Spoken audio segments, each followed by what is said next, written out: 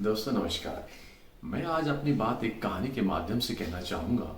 पुराने ज़माने की बात है कि एक और सेठ और सेठानी एक गांव में रहा करते थे। उनकी कोई संतान नहीं थी। उनके पास एक पुराना नौकर था। बहुत वफादार था। सब काम किया करता था। उनके बच्चों की तरह रहता था। और वो हर महीने अपनी सैलरी का मैक्सिमम हिस्सा जो है वो सेठ जी के पास जमा करवा दिया करता था। और ऐसे करके उसके पास बहुत से पैसे इकट्ठे हो गए, इस उम्मीद से कि कभी उसको ज़रूरत पड़ गई, कभी मेडिसिन की या कोई मेडिकल हेल्प हो जाए या किसी की वो हेल्प कर सके। एक वक्त ऐसा आ गया जब वो बीमार पड़ गया और उसको हॉस्पिटलाइजेशन की ज़रूरत थी। तो सेठ जी को लगा इतना पैसा इसने इकट्ठा किया है, ये सारा बर्बाद हो जाएगा। तो सेठ जी ने घर पर पड़ी हुई अपनी जो एक्सपायरी डेट्स की दवाइयाँ थी वो उसको दे दी और उसका निधन हो गया। और सेठ जी बड़े खुश हुए कि इतना पैसा मिल गया। दोस्तों, कुदरत की खेल देखिए, कुछ ही दिनों में उनकी वाइफ प्रेग्नेंट हो गई। 15 साल तक उनके पास संतान नहीं थी। खुशियां ही खुशियां छा गई। बहुत खुश हुए, बोले मैंने सब कुछ हासिल कर लिया। बच्चा, एक लड़का पैदा हो गया। लड़का बड़ा होना शुरू हुआ। शेठ जी बड़े खुश हुए कि उनका परिवार पूरा हो गया।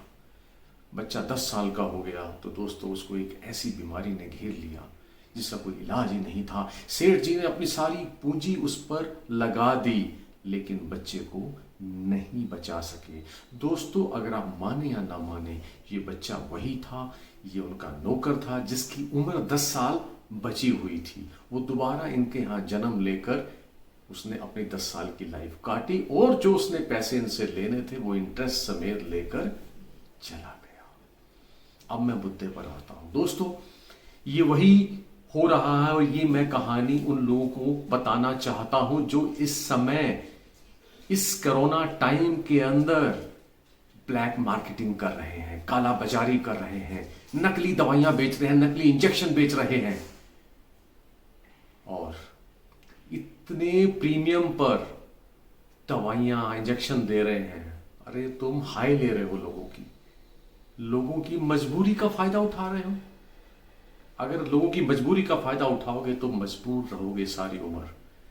अरे जिस प्रकार कोई अच्छा कर्म करता है तो कहते हैं 7 पीढ़ियों तक वो उसका असर जाता है। इसी तरह से अगर कोई ऐसे बुरे कर्म करता है तो उसकी 7 पीढ़ियां बर्बाद हो जाती हैं।